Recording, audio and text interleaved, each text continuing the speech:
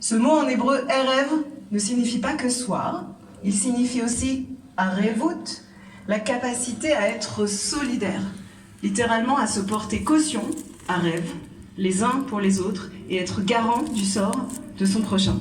Vayehi boker, et il fut matin, sauf que boker en hébreu, ça ne veut pas seulement dire matin, la racine du mot boker, les boker, c'est la capacité à exercer un sens critique, à distinguer le bien du mal, nécessité de critiquer justement et parfois férocement ce qui doit l'être.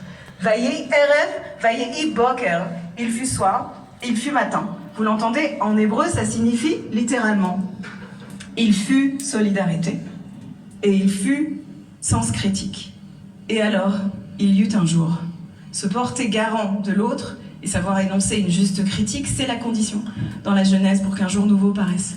Alors, la nuit va être longue et je voudrais tellement me dire que nous saurons être à la hauteur de ce défi pour que la lumière soit et que nous saurons nous tenir comme il se doit aux côtés de toutes celles et ceux qui luttent contre le terrorisme et contre la barbarie, tout en veillant à notre sens critique dans un souci véritable de justice pour que, vayehi or, que la lumière soit.